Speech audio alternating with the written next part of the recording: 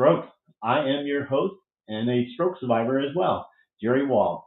And for those of you that are new here, I just started doing this. Well, I started to do this show just to bring awareness to stroke, TBI, aphasia, really brain injury, and also to provide a platform for all survivors to share their journeys, what they're going through, and so they're from all across the world.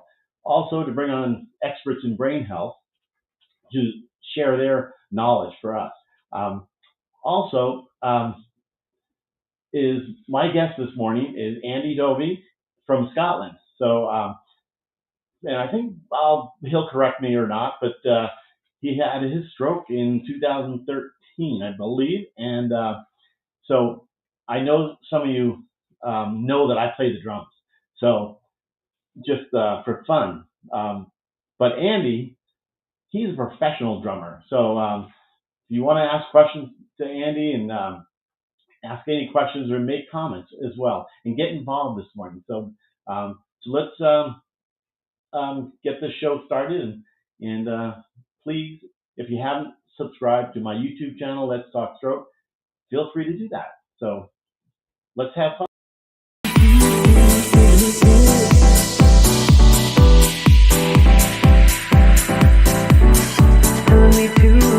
Taking a chance.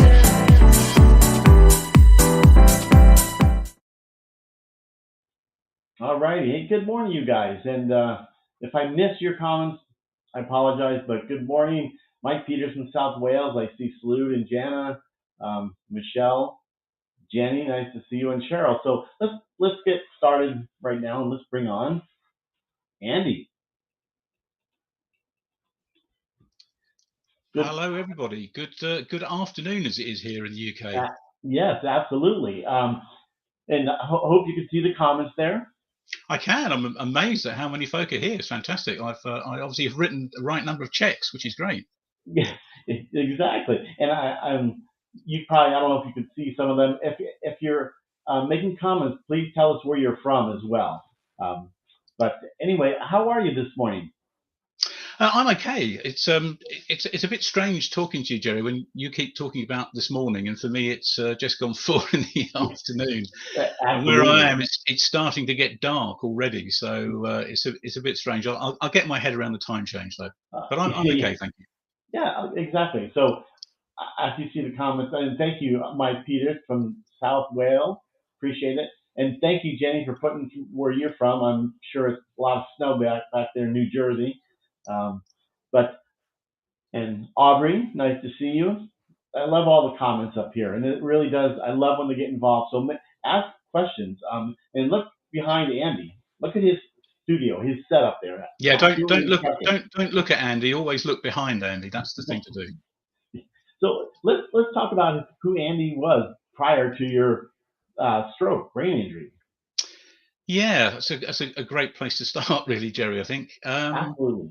Yeah, I was earning, just prior to my stroke, I was earning my living as a working musician. I was teaching and I was playing. So about 3 days a week, I was teaching in various schools, drums. And in the evenings, I would be teaching in my home studio. And the playing side fell into 2 categories, really. It was work and fun. And for work, that was playing in covers bands, function bands, wedding bands, party bands, you know, the sort of thing. Yeah. And then the fun part was playing music that I liked, which for me is sort of early 70s rock, progressive rock, Pink Floyd, Genesis, that sort of stuff. So I played in a Pink Floyd tribute band for a while, played in a progressive rock band for a while, which it's great because it's, as you probably know, it's a bit more demanding, different time signatures and all the rest of it. So absolutely. That's who I was way back in 2013. Yes, exactly. And then the life changed. Yeah, I suppose like many people, I had no idea what a stroke was. Yeah. I'd heard the phrase, I knew the word. I just thought it was something like a kind of mild heart attack. I had no idea it was a brain injury. Right, exactly. So I was woken up very rudely at about 5:30 a.m. one morning by a loud bang. Rockabilly. Where you go, Jenny? Rockabilly. How about that? Sorry, I'm getting distracted by the comments. Oh no, I like when they're involved. So that's great. Yeah, And Aubrey there says simply odd. I know, woohoo, another drummer. yeah, Exactly. exactly. You can never have too many drummers. Not at all. Not No. that's terrific. So it's about 5:30 in the morning, and I was woken up by a very loud bang. I thought Interesting. there'd been something like a fence had blown over or a gate had blown or something. But it was a really loud bang, and I sat bolt upright in bed Wow. and just felt weird, and I slumped back onto the pillow again. I then realised that Armageddon wasn't happening outside, and didn't know what this loud noise was, but I felt unwell, so I thought I think I need to go to the bathroom. So I went to get out of bed, and I just slumped onto the floor. I couldn't stand up. I managed to push myself up onto my hands and knees, and the whole world was just, you know, the old thing that you do when you have a barbecue and you've had a few beers and you Right. stand on a broom or you get a large stick and you run around it to make yourself Yeah. dizzy. Have you ever Right. done that? No, You but go round and round and round, make yourself dizzy basically. right. And then when you stand up, Yeah. everything, and you can't, you go flying into the bushes or whatever. Right. That's exactly what it was like. If you've ever, anyone watching has ever made themselves dizzy Yeah. and sensed the whole world spinning around them violently, which if you've made yourself dizzy wears off after like 10-15 seconds, but it was like that all the time. So I'm trying to crawl on my hands and knees, so I can't lift my head up. There's like a magnet pulling my head down and Right. pulling me to the left. So I'm banging into furniture in the bedroom. I've woken my Wow. wife up. I managed to make it to the bathroom on my hands and knees, banging off doors and all the rest of it. And I'm vomiting into the toilet bowl. Now, my father had a coronary thrombosis and died of a heart attack when I was 16. Wow. Okay. This was 1974. He was 54 and I'm 55 at the time I'm having my stroke. I'm 64 now, but I was 55 Right. at the time of having my stroke. So I'm 64. I'm 63. I'll be 64 in April. So I'm now retching over the toilet bowl, which was the last memory I have of my father when he had his heart attack, before I had to run over the road and dial for an ambulance because we hadn't got a telephone. So I'm with my head over the toilet bowl, the room, the whole world is just going round. I'm sweating and I'm thinking, I'm going to die just like my father. Wow. Interesting. Because I thought this must be what it's like having a heart attack. I had no idea. So my wife has called 999, as it is over here, for the ambulance, emergency services. Ambulance turn up, and by this stage I'm lying on the bathroom floor. I just can't move. They ask me what the problem is. I say I think I'm having a heart attack. My father had a heart attack. Blah blah blah. And they did an ECG and decided that I was fine, and I'd got labyrinthitis, which is an infection of the inner ear. Wow. And they gave me an anti-nausea shot and disappeared. Wow. So I managed to get back into bed, and by 9 o'clock, I'm still odd, strange. My wife phones our doctor. They prescribed some more anti-nausea medicine. She went and cashed that in at the pharmacy. I took the anti-nausea medicine, and the doctor said, look, if he's no better by lunchtime, I'll come out. So about 1 o'clock, the doctor came out and said, touch the end of your nose with your right hand. So I did that. He said, now do it with the left hand. And I nearly punched myself in the face. I had no control whatsoever. Right. The most bizarre thing, it just thumped into the headboard behind me. And I'm not to interrupt. You see, Jenny, did they not know about a stroke or? It's a good question, Jenny. I think one of my passions is the fact we talk about fast, face, arm, speech, time. With a cerebellar stroke, you don't get any of those symptoms. So and that's, as it turned out, what I had. I was having a stroke in my cerebellum, which affects your balance and coordination. But I could talk. I was talking perfectly cogently like I am now. I just had real balance problems. I just couldn't get up off the floor. So if you're looking for face, arms, speech, the traditional fast mnemonic, then I was okay. So anyway, my GP said, I think you've had a stroke, and I was another 999 call, another ambulance into hospital. I remember getting to A&E, accident and emergency, and then nothing. And the next thing I remember is this screensaver in front of me, massive screensaver, like lava.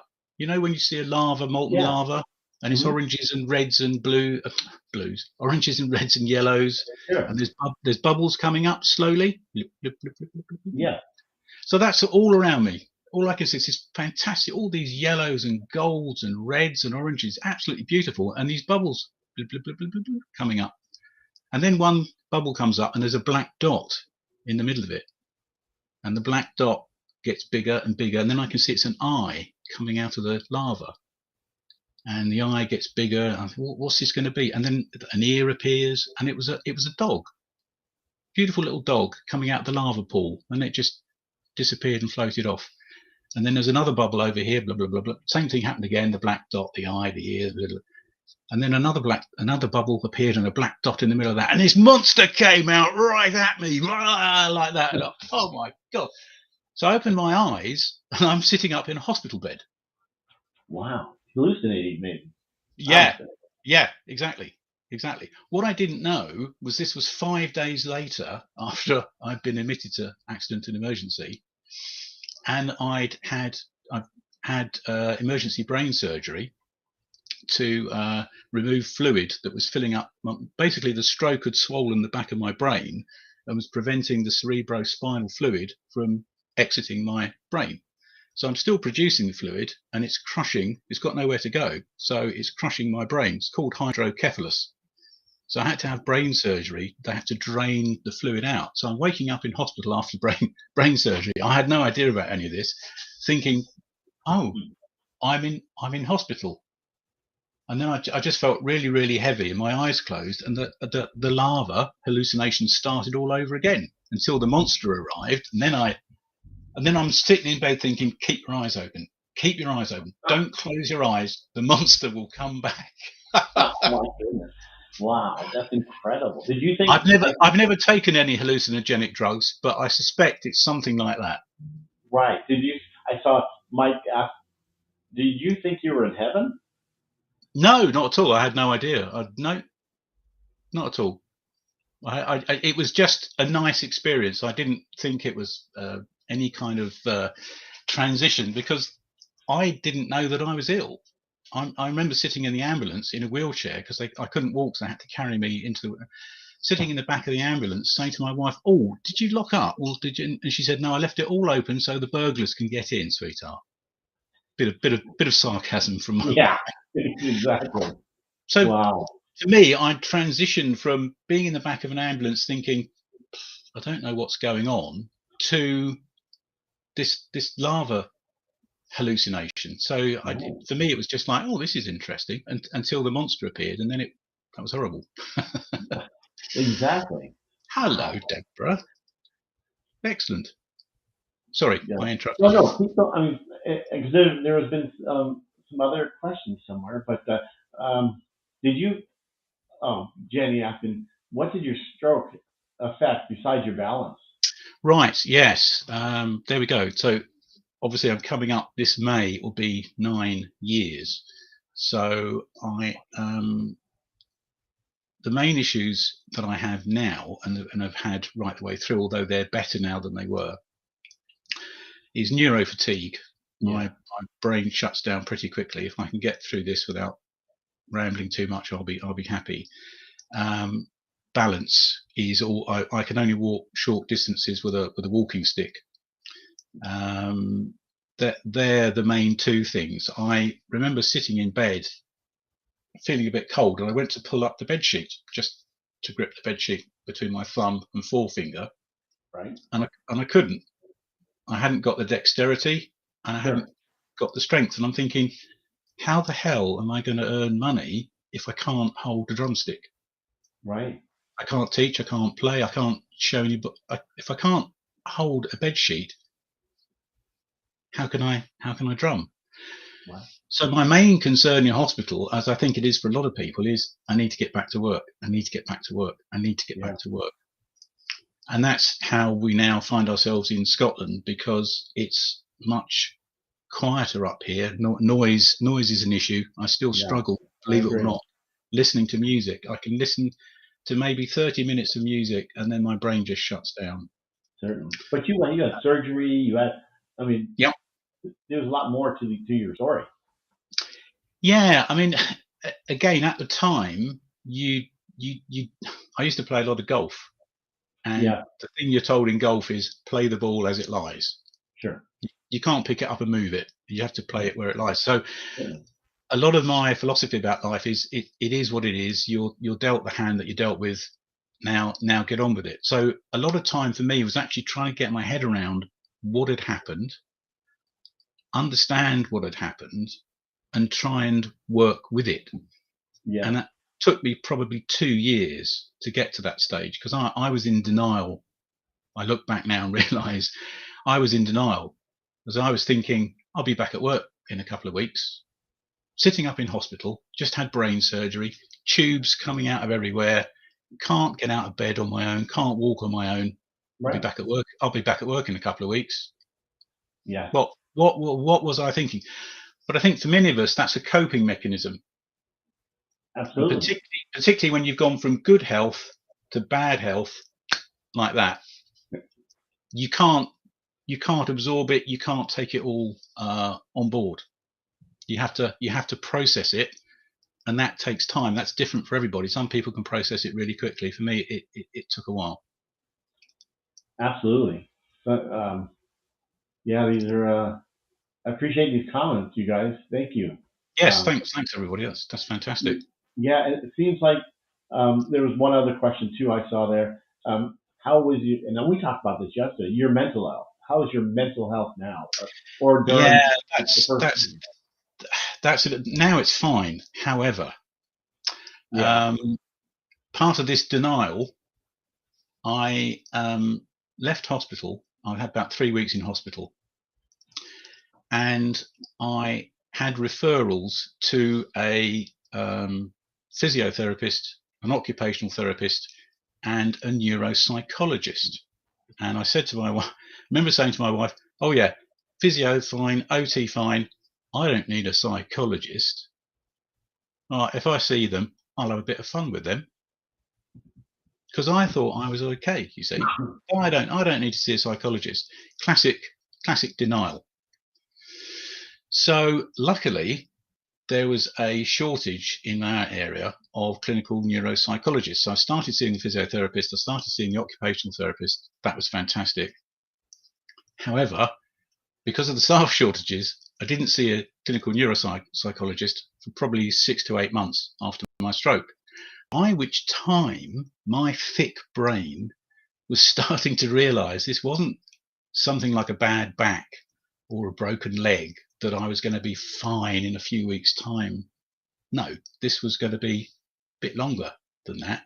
Maybe a year. I'll be back at work in a year. Maybe 18 months, maybe something like that. So I was still delusional, but I was coming down off my delusional platform. So when I got the appointment through to see the psychologist, it was like, yeah, actually, I probably do need to talk to somebody. And Yeah. I'd gone through the no, I'm fine, I don't need to see anyone, to the stage where it's like, yeah, I probably do actually. And he was fantastic. A guy called Dr. Peter Hewitt. He was absolutely fantastic, because within 5 minutes he'd said to me, "Stop using the humour to deflect." Mm. Oh, he's got me sussed. Wow. um, Interesting. so the first session, fantastic. Chat, cup of coffee, chocolate biscuit, brilliant. Second session, I couldn't speak when I came out, Really? because I realised the first session was just him getting to know me. Second session, we did some work, and I can't remember the ins and outs of what it was, but as a lot of mental imagery. I remember taking me into a cave in my brain, and what described the cave. I said, well, it's empty, it's dark, there's water dribbling down the walls, there's moss growing everywhere. He was like, I've never had anybody say that. So interesting. So that was fantastic, but it was mentally very hard work. And I would leave the sessions. My wife would drive me there, drive me back, and I'd get in the car and she'd say, how are you feeling? I said, can't talk, just go, drive. I can't. Right. It was just too much, but it was worth it. How But long? I think, sorry, go on. Sorry. I saw one. Oh, I saw one. Let's see here. There was one question. How long in your neck of the woods do they offer therapy? Yeah, it varies a lot here in the UK. There's a bit of a you have zip codes in the US. Yeah. We have postcodes in the UK. So we have a thing called the postcode lottery. So imagine a zip code lottery. So if you live in the right area, you get better service than if you live in not quite so a good area. Right. Kind of the way the world is, really. So I was quite lucky in as much that where we were living at the time was outside the very historic, well-known city of Oxford. Yeah. As in Oxford University. Yeah. So we didn't know this, my wife and I, at the time, but Oxford has one of the top neuro departments in the UK. So alongside Great Care in Hospital, there's a place just down the road from the hospital I was in called the Oxford Centre for Enablement, the OCE. Wow. And the first time I went there, it was mainly soldiers getting fitted for prosthetic legs, prosthetic limbs. They've just come back from Afghanistan, they've come back from Iraq or whatever, and they've had their leg blown off by an IED and all the rest of it. So I'm walking in with my walking stick, feeling a complete fraud, because I'm looking at these guys thinking, these guys need the help. I don't need the help. These guys need the help. Right. So the OCE has both occupational therapy, physiotherapy, gyms, all the equipment, and a psychology department. So luckily, because I live 6 miles away, that's where I went. So I was having, I think in the course of a year, I had about 16 sessions with a neuropsychologist. Right. I was having physiotherapy and occupational therapy once a week. For the first 6 weeks, I had an occupational therapist and a physiotherapist visit me once a week at home. Wow.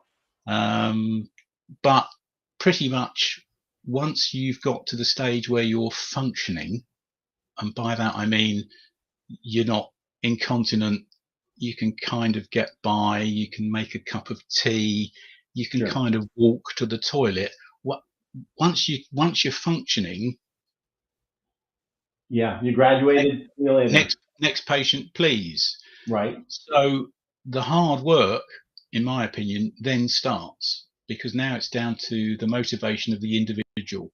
How motivated is that person to try and make fantastic improvements as best they can? So I had spent some time on a treadmill and found the treadmill for me really, really handy, because I could hold on to the arms and I could walk at the pace I could walk at. And there were no curbs, there was nobody in the way, there was no cobblestones, there was no drain manhole covers, there were no cars, there were no people, just you and the treadmill, and you could go at the speed you wanted to go at. So I lived on that treadmill for months. I mean, we couldn't really afford it, but we bought it, and I put the work in, and gradually started to get a bit more mobility. Now I can shuffle about. Where we live, it's single story and it's flat. There's no carpets or rugs. I can move about okay without a walking stick. When we get outside, because obviously it's uneven surfaces, and I need a walking stick. Right, and you prepare. We talked yesterday about that. You actually prepare if you're going to go somewhere. Yeah. It's a bit kind of like a military operation, but I can't just go out. Right, understandable. I've got to know where we're going. How long is it going to take to get there? What shoes do I need to wear? Where most importantly, and I'm sharing this with, it's not millions that watch this, Jerry, is it? It's a few hundred. So sharing this with a few hundred people. Thank you, Deborah, by the way, it's very sweet. Where's the toilet? Where's the bathroom? Is another factor that needs to be programmed in, because otherwise I get really anxious. Yeah. My wife said to me about a year ago, how would you feel if I booked a surprise holiday? And I said, no, honey, please, no, I couldn't. If you just walked in one day and said, oh, we're off tomorrow, pack your bag, we're going to the airport, my head would explode. Exactly. The anxiety would crush me. Absolutely. I see. Jenny, do you feel a routine helps? Yes, very much so, Jenny. Absolutely. Yeah. And you have to find your own routine, what works for you, what you're capable of. I would suggest my first 2 years. Thank you, Tammy. That's very sweet. My first 2 years, I was like this. And by that, I mean, I can do stuff. Look at me. I'm here. I'm there. I'm there. Crash and burn. Week in bed. I've done too much. I've overdone it. I feel better now. Yay! Crash and burn. Yeah. Week in bed. I've overdone it. We had a mechanical timer in the kitchen for like boiling egg or whatever. Went up to about 15 minutes. My wife said to me, use that. Set it for 15 minutes. And whatever you're doing, however you're feeling, stop. But my kind of gung-ho, I will learn a triple paradiddle, right? Yeah. A drummer joke for Jerry. That kind of attitude was good in many ways, but also there's a downside to it. It's like a strength to an excess is a weakness. Yeah. Confidence to an excess is arrogance. Oh. If you see what I'm saying. Yeah. So my kind of get up and go attitude was great because it got me up and going, but I didn't know when to stop. And I only stopped when my body said and my brain said, no. Right. By that stage, I was gone, and that would take me then a week to recover. So by using this timer, this 15 minutes, I'd be doing something, and the timer would go off, and I think, I feel fine. I'll stick it on for another 5 minutes. Yeah.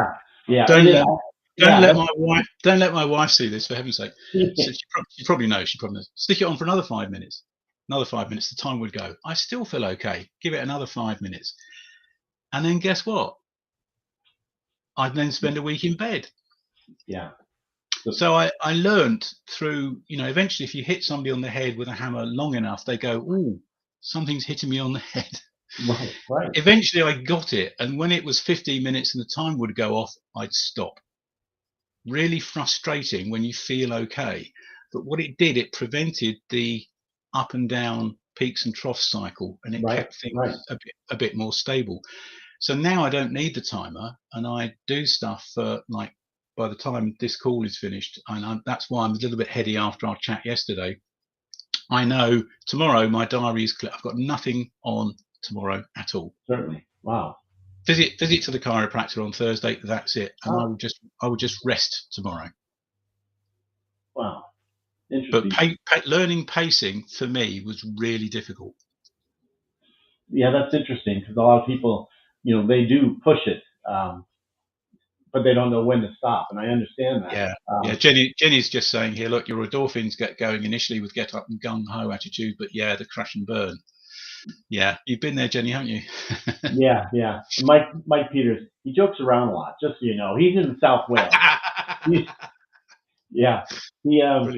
Nice one, Mike. He also said, "Be my friend, Andy." You may want to think about that. Yeah. Absolutely. Yeah, it's tough. Getting to relearn. Yeah. Did you get aphasia? Sorry, the question here from Teresa. Did you get aphasia? No, but I had a kind of version of it, in as much that I would struggle for words, but I would find words. And bizarrely, I don't know if there's a word for this, a medical word. But when I'd struggle for a word, I'd then say the word, which would either be rhyming with the word that I was trying to find, right? Right. Maybe that's the songwriter, the lyric writer of me, I don't know. Or it would sound like the word that I was struggling for. So just to give an example, I was talking to somebody and I wanted to say, my problem is I'm incapacitated. And I said, my problem is I've been decapitated. Yeah. Wow. Which in a way, stroke is kind of like being decapitated, isn't it? It's kind of like having your head cut off. But so I'd have this weird thing going on where I would struggle for words, but that I'd find words, but they'd either rhyme with the word I was trying to find, or they'd sound like. Yeah. Yeah. Weird. Yeah. Interesting. I sent you the Dr. Karen Sullivan. Did you get Yes, that? And I Dr. did. Massard. Dr. Massard, he aphasia. He may be the one to reach out to and ask him that question. It's a good question. I don't know the answer. I was first thinking it was expressive aphasia, but with the rhyming, I don't know. Well, Jenny's just said here she means Cockney rhyming slang, but yeah. True. So to use a bit of Cockney rhyming slang, I don't really have a Scooby. Nothing. Interesting. Wow. Do you know that one? You don't know that one, do you?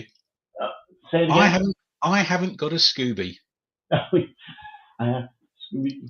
Think about it. Scooby. Doo. Yeah, right. What rhymes with Scooby Doo? I haven't got a clue. Wow. So Cockney would say, yeah, exactly. Cockneys would say, I haven't got a Scooby, mate. I haven't got a Scooby. Meaning, I don't know. I haven't got a clue. Right. Okay. Right. Gregory Pat. Yeah. We'll go for a ruby. We'll go for a ruby later. Do you know that one? We'll go for a ruby. Yeah. What? A ruby. We'll go for a ruby. The singer, Ruby Murray? Yes. Curry. We'll go for a curry. How? Anyway, move on. No. But you did have brain surgery? Yes, it was 6 hours of brain surgery. And when I was wheeled down on the gurney, my wife and my 2 boys watched me go down, not quite knowing whether they were going to see me, or if they were, what state I was going to be in. Right. Apparently, and I've got no, as I say, I've got 5 missing days, so I've got no memory of this. But apparently, I was sitting up in ICU after the operation, and my eldest son was with me, who's very, very keen on sport. And he got chatting to one of the male nurses in ICU, and they were talking about interestingly, Mike, he was a Welsh guy, Welsh nurse in ICU. And he got chatting with my son. They were just chatting about sport. And the nurse said to my son, "Does your dad like sport?" He says, "Oh, yeah, he loves sport." He says, "Let's ask him some sporting questions and see how his mental acuity is." Right. So they asked me a load of questions. I've got no memory of this. I've only got my son's word for this. They asked me a load of questions. Who's the captain of the England soccer team? Who's the England soccer team coach? Who's the captain of the England cricket team? Who's the coach for the British and Lions rugby tour this winter? All sorts of stuff like that. Wow, how'd you do? And I got every single one wrong. Unless it was 2005, in which case I got every single one right. Wow. Somehow I'm sitting up in ICU having a conversation with which I have no memory whatsoever, being asked all these sporting trivial questions, and if the year was 2005, not 2013, I would have got every single one right. Incredible. What's going on there? Yeah, what's happening there? Yeah. But my wife, my short-term memory was rubbish. Every 5 minutes, my wife say to me, "You know where you are?" And I, "No." "Well, you're in hospital. You've had a stroke and brain surgery." Oh. 5 minutes later, she say to me, "You know where you are, don't you?" "No." So I had no short-term memory. So she said to one of the consultants, his short-term memory, will it ever come back? And was basically told, "We don't know." Wow, and that's true. It's different for everybody. I mean, your story is different than everybody out there. Exactly. And you're right, Jenny. Uh, I was asked in the ambulance too, just what Jenny said. Um, wow. Yeah, Yeah. I think this was more of a fun quiz between my son and the nurse. But yeah, you're right, Jenny. That we have similar thing. I remember sitting up in hospital and they're coming round, checking how you're coming round from the anaesthetic and asking all kinds of questions like Yeah. that. Yeah. But I see Aubrey's asking short term. So you have short short term memory. So do you forget now? You still I, have I the I do. It's better than it was, but it's still it's worse when I'm fatigued. Nearly everything is worse when I'm fatigued. So my balance is yeah worse when I'm fatigued. My walking is worse when I'm fatigued. My memory is worse when I'm fatigued, etc., etc. So yes, it's better than it was. But to answer the question, yeah, I do still forget things, and it tends to be recent things that have happened in the past weeks, the past months, stuff that yeah happened way back. I can remember. Okay. yeah yeah totally understandable. Wow, it's incredible. So you do you now play the drums?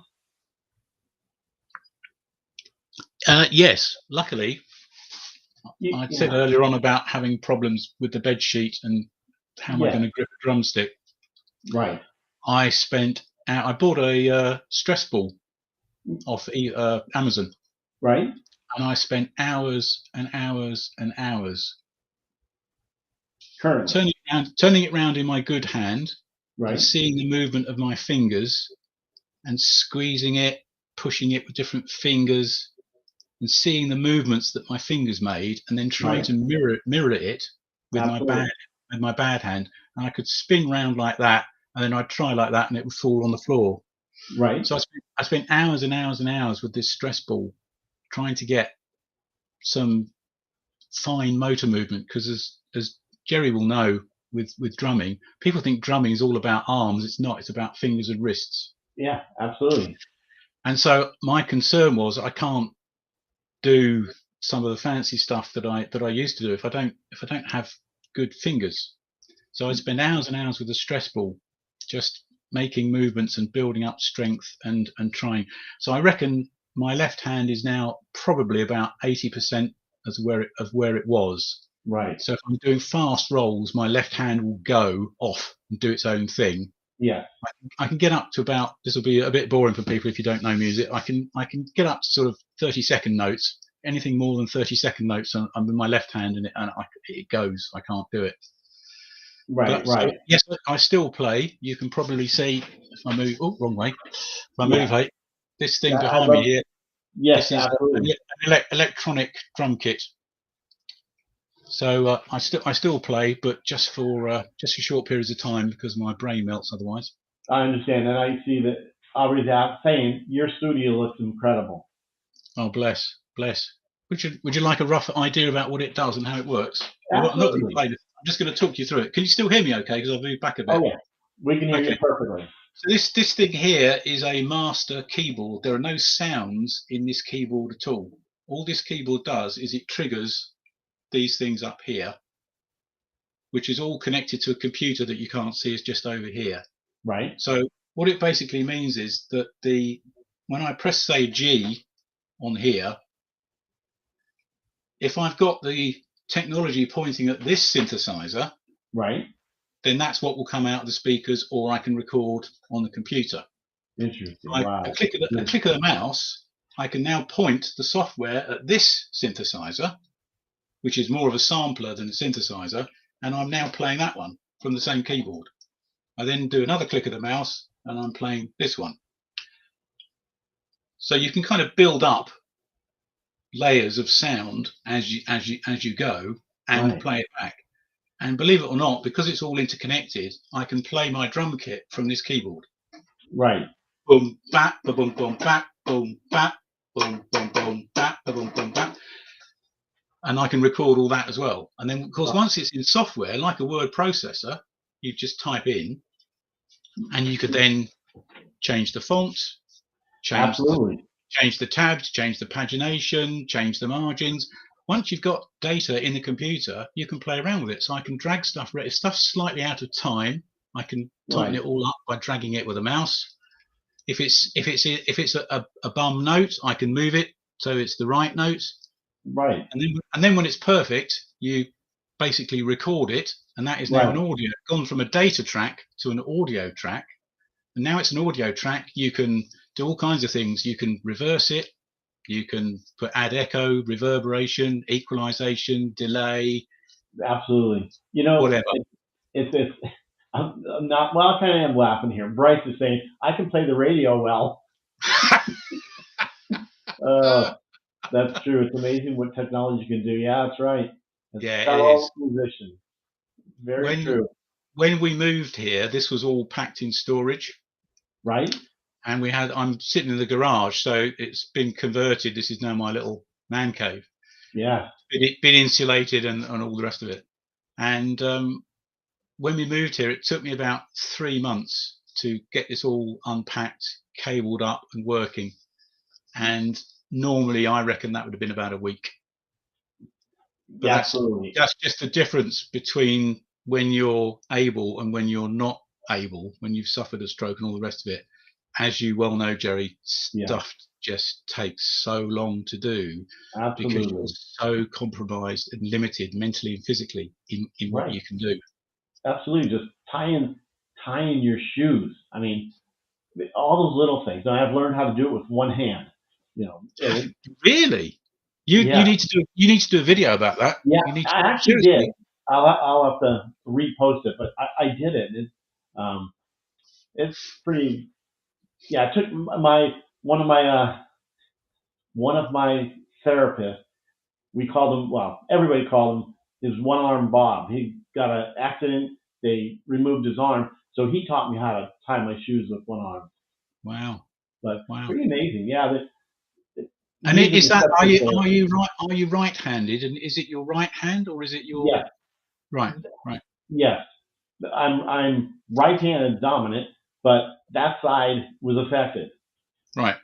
So, and I know I saw Jenny or someone, I think it was you, Jenny, put, and I do have that. The Yeah. putty. Jenny's just saying you did make a video, so Yes. Thank you for remembering that, Jenny. Yeah, but I all is y'all she said about putty is really good for that, and I have a bunch of that putty and use yeah, that. that therapy putty. As well as the stress ball that I said earlier, I was using that therapy putty as well. It's great stuff. Yeah, it really is. Yeah, setting up music stuff is so difficult too. Yes, Aubrey, I know that. I couldn't get when we moved here. I couldn't even get the bass drum lift. I couldn't lift it Yeah. myself because it's in a very nice, a bag. I can't remember the name of it, but so yeah, it's tough. So what would you tell people that are going? We talk again.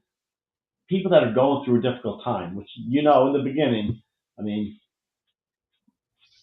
you know, I think it's I know everybody will say this, but it's changed me as a person. I realise now. Okay, this will share something again. We're all kind of getting to know know one another a bit now. So prior to my stroke, if I was sitting in a traffic jam right? that wasn't moving, I would rather turn round and go in the opposite direction than sit in that traffic jam. Now that's because it was just stressing me out so much. I'd rather go Yeah, in the opposite direction and pre-sat nav days, try and find a way around where the blockage was. At least correct. I was moving rather than just sitting there not moving. Now I'm totally different. So I sit in a traffic jam and I'm just totally relaxed. And it's like, yeah, whatever.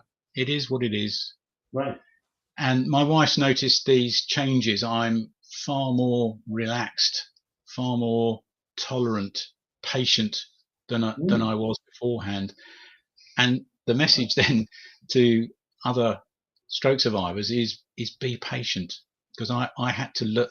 People were telling me to be patient, but I had to learn to be patient first before I could be patient. If yeah. you see what I'm saying, but patience and not expecting miracles. The analogy I use is for those of us that have had children. when your child first pulls itself up on a piece of furniture, it doesn't just walk across the room. Exactly. It pulls itself, it shuffles up and down for a little bit, it falls over, it gets up. The actual process of learning to walk and then learning to run and then learning to run without really thinking about it takes years. Because you see a 4-year-old running around, they're not anywhere near as steady and can make turns in the same way as a 6-year-old or a 7-year-old. Once we've got to 6 or 7, we're quite good at running around, charging around, dodging things and all the rest of it. But we can't, that's so, for me, when I was learning to walk again, as I had to, I could only shuffle. I couldn't pick my feet up off the ground. Certainly. And when you're in physio and they're saying there's a step in front of you, what I want you to do is put one foot on and then one foot off, and then put the other foot on and then the other foot off, and see how many steps you can do in 30 seconds. And you go like that with your right foot, and then you're telling your left foot, and the heel is coming up about an inch off the ground. That's all you can do. And it's like, what? I should be able to do this. You know what to do. You know how to do it, but you can't. And that's where the patience kicks in, because it's kind of like my expectation was all I do is I'll just do a few of these and I'll be up. I'll be up walking around. I'll do a few little bit exercises and I'll be fine. I didn't think it was going to be years, for heaven's sake, before I could walk unaided. Well, if you call walking with a stick unaided, I don't know how you define it. But the last thing I thought was it was going to take me years. And I remember a physiotherapist in hospital saying to me, you need to look at your recovery in 6-week chunks. So in 6 weeks' time, are you any further forward than you were 6 weeks ago? And then 6 weeks later, are you any further forward than you were 6 weeks earlier? In my head, I'm thinking, you're having a laugh, mate. I'll be back at work in 6 weeks. Right. 6-week chunks, plural with an S on, chunk, not a 6-week chunk, 6-week chunks. I had no idea. I had absolutely no idea, because actually he probably would have been better saying 6-month chunks. Because what I've learned is, as the further you get away from your stroke, things do slow up, particularly if you don't put the work in. But if you keep putting the work in, you can still make progress, but that rate of progress slows up, which is why I think some people talk about plateau. Right. We don't. Yeah. That's a bit like saying to a snail, "You're not moving." Yeah. Right. Yeah. The snail in his head is going like crazy, right? Right. The snail doesn't realise that he's going really, really slowly. So it's not saying to somebody after a stroke that they plateau, to me, is an ultimate insult, because they're just going much slower than you would expect. Right. That's it. Absolutely. You know, Jenny asked, I saw that question. What caused your stroke? It was a ischemic, so it was a clot. Yeah. And do you know what? No. Yeah. I look back and I think stress had a lot to do with it. I was a heavy guy. I've lost in the last 2 years. I've lost about 30 kilos, just over 60 pounds. Oh. So I was overweight. I wasn't morbidly obese, but I was overweight. That probably didn't help. But hey, guess what? I was drumming. I was an active person. I was on the golf course. So yes, I was overweight, but I think stress had a lot to do with it. And I realise now my blood is actually quite sticky. I would go blood donating, and I learned they would not be able to get any blood out of me. So I'd be there, they pump away, pump, pump. Oh, your blood's coagulated in the needle. We need to put the wide bore needle in. Wow. So I learned when I went blood donating, I'd say to the nurse, have you got the wide bore needle? No, why? I said, you'll need the wide bore needle. No, we won't. No, I said, no, every time I give blood, it coagulates in the normal needle. It's only the wide bore needle that it won't coagulate and it'll flow through. Sure. No, nobody ever said to me, you're at risk of heart attack, stroke, or whatever.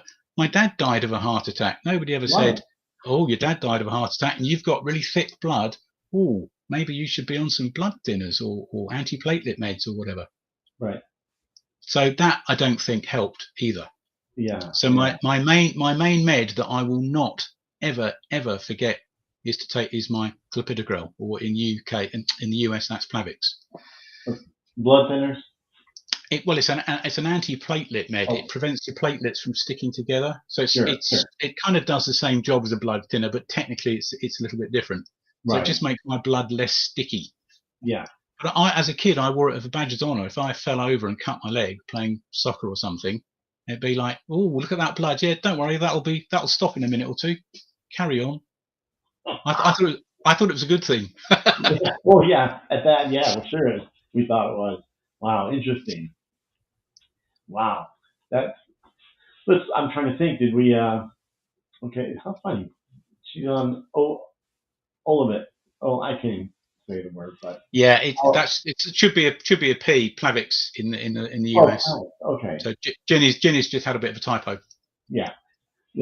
Wow, that's just incredible. So, is there anything else we didn't cover on yours? I like tasting it, Michelle.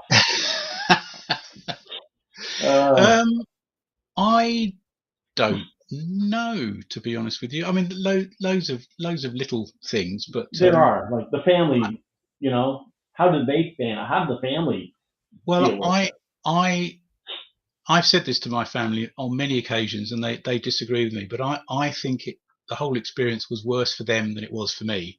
I'm talking about the initial stages, being ambulanced to hospital, surgery, blah blah blah blah blah blah. I think that's worse for them because I knew nothing about it. Absolutely. Didn't have a Scooby. Right. Didn't know anything about it at all. But for them, they're seeing, in the case of my sons, their dad being wheeled off for an operation. My wife visited me every single day in hospital. She was sleeping in the waiting area in hospital and, was hardly eating and all the rest of it. So their support, my family support, was fantastic. Absolutely fantastic. Absolutely. But I think the emotional trauma on them, I mean, my sons now are, the youngest one is 31 in November. The oldest one is 34.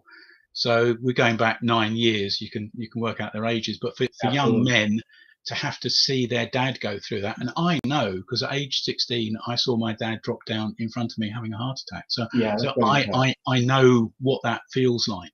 Right. And I'm absolutely sure that it was worse for them than it was for me because they're having to then, in the case of my sons, come and visit me in hospital. Dad's talking a load of rubbish. Will he be there tomorrow? I don't know. I'm now going to go to work and carry on like nothing's happened. Probably.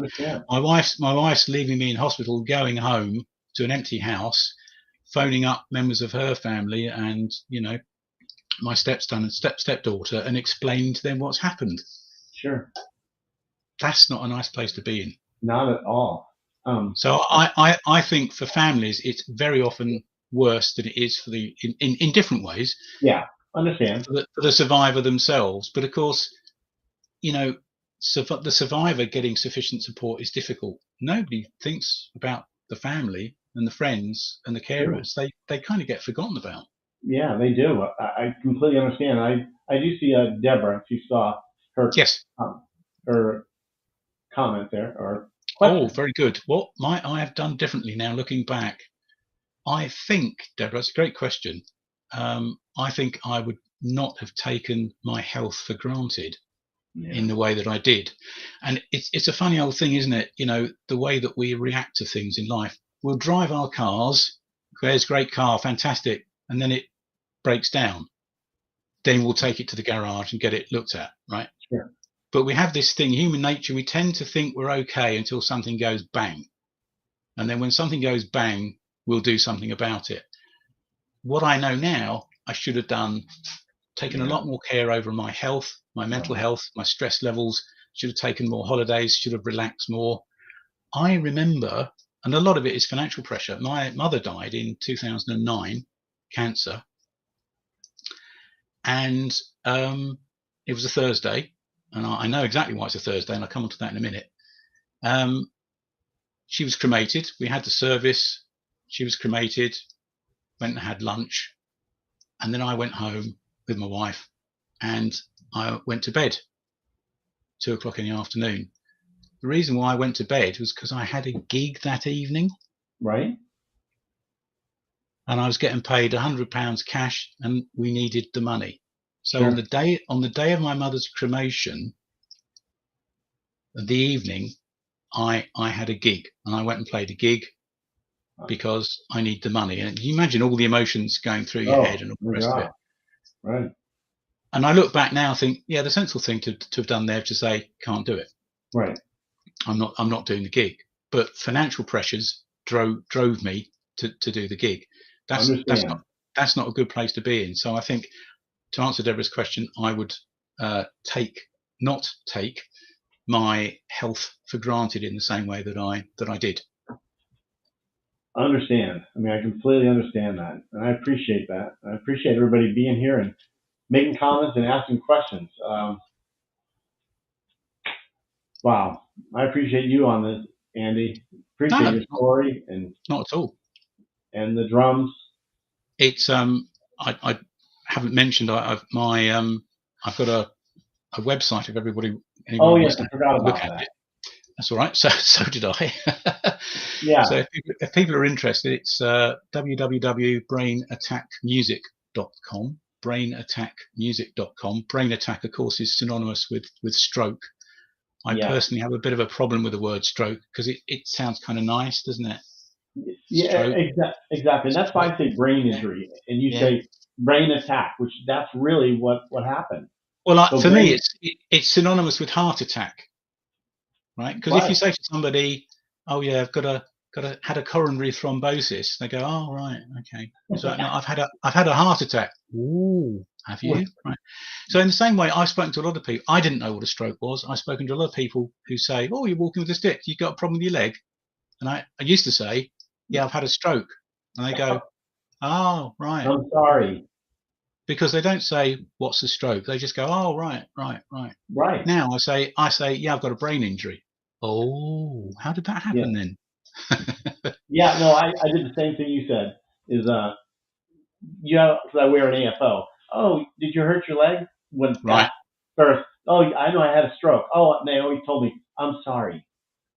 Well, but now I just hurt my leg. Whatever. I just don't want to have to go into the story. It's such a long story. I mean, I could talk forever because so many little points. But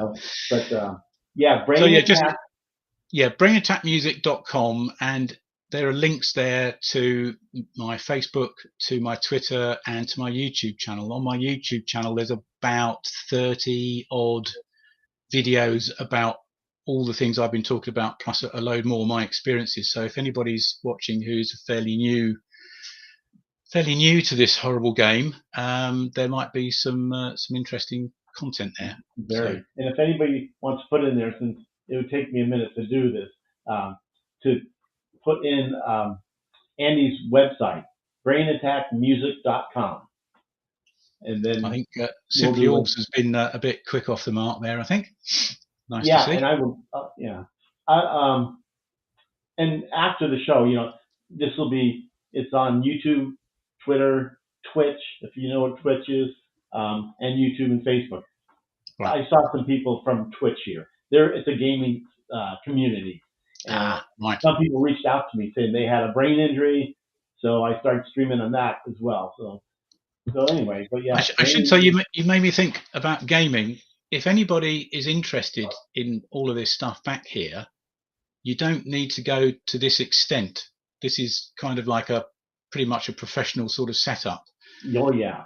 But the software that is used is something called a DAW or DAW, Digital Audio Workstation, and you can get free DAWs, and you can certainly get very good ones for $20, $30, that sort of thing. So if you have a computer, it doesn't matter whether it's a laptop or desktop, you can get a very low cost DAW, Digital Audio Workstation. Right. And within that, there will be sound samples and sound files, and you can get drums and bass and guitars and all the rest of it. And then using a very small keyboard, kind of like a QWERTY keyboard, right?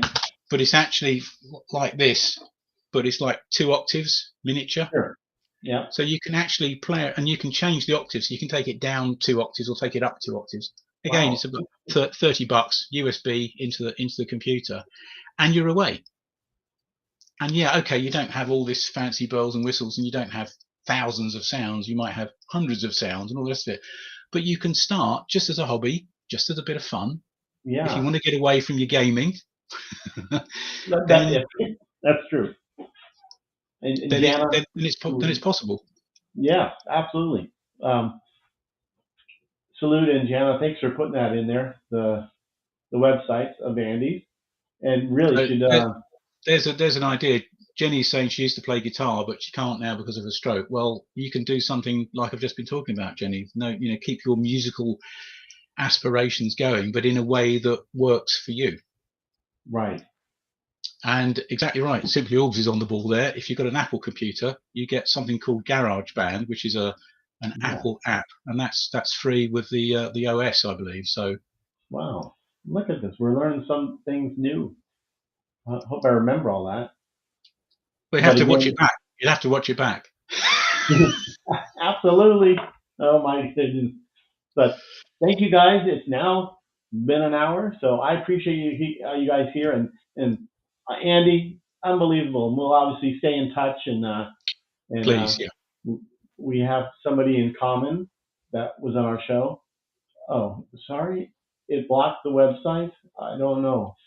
Um, anyway, you guys can also watch this on replay. So when you mentioned Andy, there's only hundreds of people. Actually, the replays, if you look at, it could end up in the thousands of people. Fantastic. Yeah, Fantastic. they watch and replay. Gosh, I'm going to have to be embarrassed in front of thousands of people now. Oh well. Not at Big, all. big shoulders. I'll be fine. Yeah, you gotta exactly stay positive. That's right, And Michelle. just a quick thank you to everybody for your comments and tuning in. That's fantastic. Take care and keep working hard. Thank you.